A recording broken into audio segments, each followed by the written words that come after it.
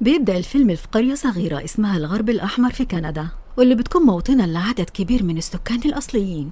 وبعدين بنشوف راجل عجوز اسمه جيسي، وبنشوف انه قدر يصطاد عدد كبير من الأسماك بكل براعة. وبعدين بنشوفه هو بيخرج كل أمعاءه بدقة وبيبدأ في تنظيفها. بس فجأة الراجل بيرجع لورا من الصدمة لما بيشوف الأسماك بتتحرك بعد ما نضفهم تماما من كل حاجة في جسمها، وبيفضل السمك يتنطط من حواليه. وفي النهاية بيرجع السمك المية وبيبدأوا في السباحة ما عدا سمكة واحدة. وفي المشهد اللي بعد كده بنشوف راجل تاني من السكان الأصليين اسمه تريلور، وبنعرف انه عمدة المنطقة، وبيكون وقتها بيرد على مكالمة بخصوص كلب يحتضر. وبنعرف ان الكلب ده يخص مراته القديمة واللي بيكون اسمها كلورورس. ولما بيوصل عند الكلب بياخد باله ان الكلب اكل حاجة مسممة وبيعاني من ألم شديد. وقتها بيحاول تريلور انه يعمل كل حاجة تفيده علشان يساعده، بس لما بيتأكد انه مش هيعرف ينقذه بيقرر في الوقت ده انه يقتله بالمسدس علشان يرحمه من الألم، وفعلا بيعمل كده. وبعد كده بنشوف واحد رايح على بيت مراته الجديد اللي هو مطلقها علشان يشوف هي عايزة ايه منه. وبنفهم من كده انها كلمته وطلبت منه يجي لها البيت. وبنفهم انها بتشتغل ممرضة، ولحظتها بيتعرفوا ان ابنهم اللي بيكون اسمه جوزيف تم القبض عليه في قرية تانية، وكان معاه اخوه الشقيق لوسول واللي انجبته تيلور من مراته القديمة كلورورس. وفي الوقت ده بتطلب منه يروح للقسم ويخرج عياله لان القرية مش هيطلعوا لهم غير لما هو يروح. بس طبعا تيلور بيرفض طلبها وبيعرفها انه مش هيروح يخرجهم لانه عايزهم يتعلموا الادب وبعدين يخرجهم. بعد ما بيرجع للعربية بتفهم ان الكلب الميت معاها في صندوق في عربيته، وبيمشي وقتها بالعربية علشان يروح يشوف ابوه اللي بنكتشف ان ابوه هو جيس. واول ما بيشوفوا الراجل العجوز بيحكي لهم على اللي حصل معاه من السمك اللي لسه عايش مع انه خرج كل حاجة في بطنها، وبيعرفوا انه محتفظ بواحدة منهم علشان يشوفها بعينه. وقتها بيتفقوا انهم يحرقوها علشان يشوفوا اخر ما عندها. وفعلا بيطلعوا بره البيت وبيجهزوا النار وبيطلعوا السمكة وبيحطوها في قلب النار. وساعتها بيروح تيلور يطلع الصندوق علشان يدفن الكلب الميت. واول ما بيفتح الصندوق بيتفاجئ ان الكلب الميت صحي تاني للحياة.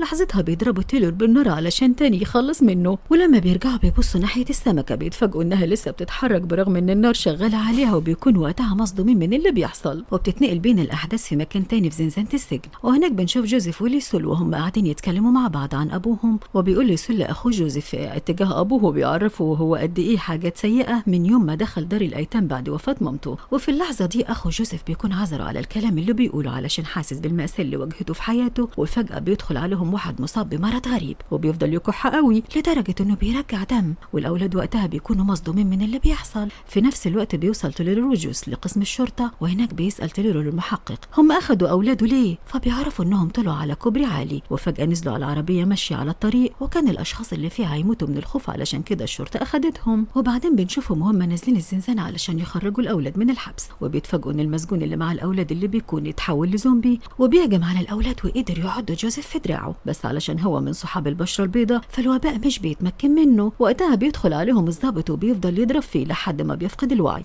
وساعتها بيطلعوا كلهم وبيقفلوا عليه الباب.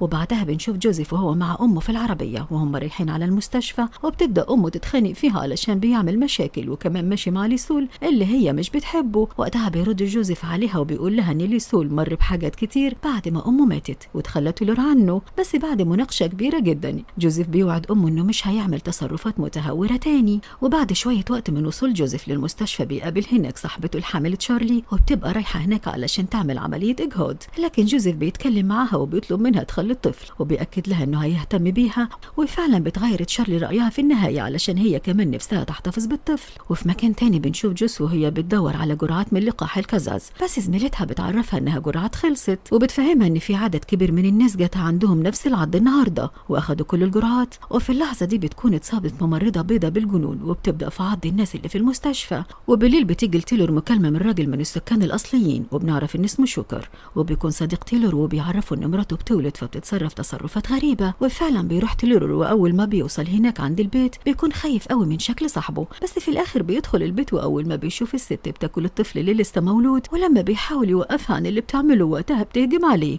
وبتقدر انها تعضه عضة سطحية، بس هو بيقدر يخلص منها وبيهرب، لكنها بتطلع وراه وبتعض شوكر. فبينزل بسرعة من العربية وبينزل فيها ضرب على دماغها بشكل متكرر بالبندقية لحد ما بتموت. وبعد كده بيركب تيلر هو شوكر، وبتجيله مكالمة من جوز بتعرفهم ان في ممرضة في المستشفى اتحولت لزومبي وحاولت تعضها، وبتفهموا ان المستشفى مقلوبة رأسا على عقب. في اللحظة دي بيجري تيلر على المستشفى، وفي الطريق بيقابل طيارة إسعاف اللي فيها جوس وجوزيف وتشارلي في السيارة، وبنشوف وقتها انهم قدروا يهربوا من سيارة الإسعاف، ولكن لا يزال الموتى بيلحقوهم بعد ما قتلوا عدد قليل منهم وحرق جثثهم. وعرفوا أخيرا انهم بيتعاملوا مع وباء الزومبي. بعد 6 شهور من انتشار وباء الزومبي أكل لحوم البشر أكتر من الأول، وتحول الغراب الأحمر إلى مجمع محصن من المرض. وبنشوف بعدها ان السكان الأصليين محصورين في مكان معين علشان خايفين من عض الزومبي، وبنفهم ان اللاجئين البيض مش زي الباقيين، علشان كده جوزيف قدر يعيش رغم انه تعض من الزومبي. وفي الوقت ده ليسول بقى عدواني اكتر من الاول تجاه اي حد بيجيب ناس بيض، وكمان اتجاه ابوه. وفي يوم من الايام جوزيف جاب راجل كان طالب مساعده لبنته المريضه، فليسول بيتعصب وزعق في اخوه علشان جاب ناس بيض للمعسكر وهو عايز يشيل البياض من المعسكر، وقرر انه يقتل الاب والبنت، لكن جوزيف وتشارلي حاولوا يمنعوه. وبعد ما حصل جدال شديد بينهم لدرجه ان ليسول وجه بندقيته على بطن تشارلي علشان هي حامل، لكن قبل ما يقدر يضغط على الزناد وقتها تيلور اتدخل ووقف القتال اللي بيحصل. وبعدين راح يفحص البنت الصغيره واكتشف انها اتعضت، وقال لابوه ان بنته ما عادتش عايشه وانه لازم يقتلها. وطبعا الاب بيرفض يعمل كده، واللي بيقتلها هو تيلور. وبعدين دخل الاب جوه المخيم وخلص على البنت اللي كان قلبه كله حزن على بنته. في مشهد تاني وصلت بنت بيضة اسمها ليليث للمعسكر، وجوز اخدها جوه غرفه وبتبدا تستجوبها وتسالها لو كانت اكلت اي اشخاص او كلاب، والبنت وقتها قالت ان هي ما اكلتش حد. ولما سالها اذا كانت اتعضت لحظتها ليت قالت لا، لكن اكتشفنا انها كدابه، لانها لما راحت الحمام وبدات في فحص جرح في بطنها عرفنا انها اتعضت وبعد شويه هتتحول لزومبي. وفي نفس الوقت ابو البنت الصغيره اطلق النار على نفسه في الحمام وتحول بسرعه لمشهد الزومبي، وشافته ليس في مكانها لكنها ما قالتش لحد اللي حصل. وفي مكان تاني بنشوف تيلر وهو المجموعه اللي معاه وهم بيخططوا لخطواتهم الجايه علشان يفضلوا على قيد الحياه. والمجموعه دي بتبقى عباره عن جيس ابو تيلر وشوكر صاحبه وواحد تاني اسمه بامبر، واللي بيعرفوا ان المشكله ان فيها عدد كبير جدا من الزومبي وذخائرهم بدات انها تنفذ، وده معناه انهم محتاجين يطلعوا علشان يجيبوا اكل ويشوفوا كمان لا يكون في ناس بره مش عارفين يجوا وهم ما تصابوش بالوباء. وهم بيتكلموا عن الموضوع ده بيوصل لهم خبر وفاه ابوه والبنت. ساعتها بيروح تيلر يتعامل مع الموقف، وفي نفس الوقت بنشوف تشارلي بتعاني من مشكله كبيره، ولما بتقعد تتكلم مع جوزيف بتفهمه انها حاسه ان الطفل بياكلها من جوه لبره، بس علشان هي بيضه فقلقانه على اللي هيحصل لو الطفل بتاعهم مش محصن. بس في الوقت ده جوزيف بيطمنها وبيقول لها ان ده مش هيحصل وبياخدها في حضنه. ومن ناحيه تانية بنشوف جوس وهي بتخلع تيلر القميص بتاعه علشان تعالج من العض الزومبي اللي قبل كده. وقتها لاحظت ان ظهره عليه علامات كتير من العض، وفهمت انها ما عندهاش مخدر علشان تخيط جروحه ولازم يتحمل الالم، ففهمها انه عنده استعداد يتحمل كده، وفعلا بيتخيط له الجرح. لحظتها شكرها تيلور على اللي عملته معاه. وبنشوف هناك ليسول بيشرب المخدرات وبيشرب الكحول وهو سكران. وبنروح عند جوزيف واعتذر منه على اللي حصل وفهمه انه حاسس بالذنب لانه دايما بيعمل مشاكل في العيله. وفي الوقت ده جوزيف كان فهم الموقف وسامحه على طول. وبعد اللحظه المؤثره دي لمح ليسول ليس من بعيد وقرر يغزلها، وبعد ما اتكلموا شويه اخدها الاوضه علشان يتبسطوا شويه، بس فجاه اتحولت ليس لزومبي وبدات تاكل في رقبته. وليسول فضل يصرخ من الوجع وصوته كان عالي علشان يشد انتباه الناس. ساعتها سمع جوزيف فجري عليه بسرعه علشان يطمن على اخوه واتصدم لما شافه بيتاكل قدامه. في مكان تاني بنشوف الرجاله لما وصلوا عند محطه الوقود سمعوا صوت زومبي جوه فنصب لهم فخ وفتحوا الباب، وبعد كده دخلوا جوه وخلصوا عليهم كلهم حرفيا.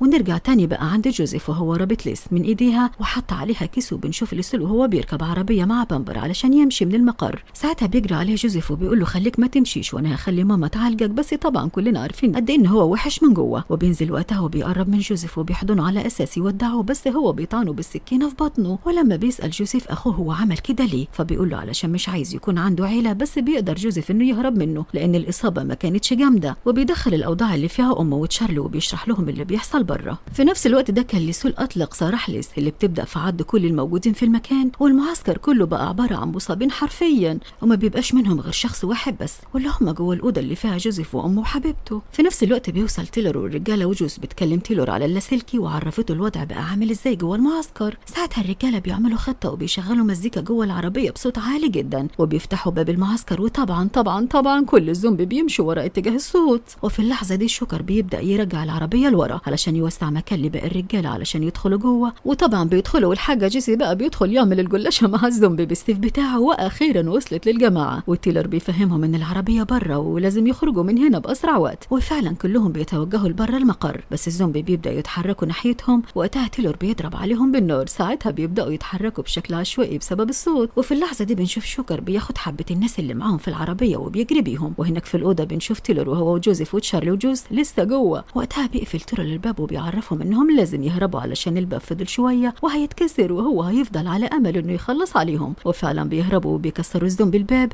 وبياكلوا تيلر بقى الله يرحمه بقى كان راجل جدع. وبنشوف ان الجماعة ركبوا العربية وقدروا يهربوا. بنشوف واحدة منهم ليسول مكتفها ومقعد قدامها زومبي وبيخوفها وبيخليها تكلم تيلر الله يراوي. وبيتكلموا في اللاسلكي وبتقول له ان في مجموعة من البشر غير مصابين محبوسين جوه الكنيسة والزومبي محاصرينهم وبتطلب منه يجي هو والرجال علشان ينقذوهم. وقتها بيكون ابو تيلر هو اللي بيتكلم وبيقول لها ثانية واحدة وهنكون عندكم. وبعد ما قفلت مع ليسول بيسيب عليها الزومبي. وبنشوف جيسي وهو بيطلب من بامبر وجوز وتشارلي ياخدوا العربية ويروحوا المكان آمن عليهم بالعربية. وبيروح هو وحفيده على الكنيسة وبعد شوية وقت بيوصلوا هناك وبيدخلوا الكنيسة علشان يشوفوا ايه اللي بيدور جوه. ولما وصلوا الكنيسة مش بيلاقوا ليسول في اي مكان بس الجد كان عايز يعرف فين ليسول لكن شريكه ما ردش عليه. وقتها جوزيف وجيسي قضوا عليهم وانقذ مجموعة من الناس. وبتتنقل بين الاحداث في تاني يوم الصبح لما كان جوز وتشارلي قاعدين قريب من البحيرة وشافوا قارب من بعيد وخططوا يهربوا فيه. اول ما يوصل جوزيف وجيسي وكل اللي معاهم وبعد شوية بيظهر ليسول فجأة وبيطعن بامبر فبيعملوا إصابة قوية. وبعدها بنعرف ان خطة ليسول الحقيقية انه يخلص من بامبر علشان يقتل تشارلي وطفلها. وفعلا بيقرب من تشارلي علشان يقتلها لكن جوز بترفع المسدس في وشه وبعدين بتفضل تتكلم معها علشان يرجع في قراره لكن ما سمعتش كلامه. وقتها ضربوا عليه نار وبس. قبل ما ليسول يموت بيفتح شنطة العربية اللي بيكون فيها زومبي وفعلا كلهم بيروحوا ناحية تشارلي وبدأوا في مهاجمتهم. في نفس اللحظة دي بيوصل جوزيف وبيقتلهم كلهم بس في الآخر بيكتشف ان تشارلي اتصاب بالفعل. ووقتها جوزيف بيقرب من اخوه وبيقتله وبيسيب الزومبي ياكلوه. ولما بيجروا كلهم ناحية القارب علشان يمشوا بيتفاجئوا ان النار بتاكل فيه. وقتها بيحسوا انهم بيستسلموا وبيموت علشان الامل الوحيد في النجاة اختفى. بس بيتفاجئوا ان شوكر جاي من بعيد معاه قاربين. وقتها بيرجع فيهم الامل وبيجروا ناحيته بكل فرحة. وبنشوف مجموعة من الزومبي جايين عليهم. في الوقت ده بيقرر جيسي انه يفضل ويحاربهم ويحاول جوزيف يمنعه باقصى جهده لكن الجد بيخليه يمشي هو وتشارلي وامه. وبيحارب الجد بكل شجاعة وبيقدر انه يخلص عليهم كلهم وهناك في المركب.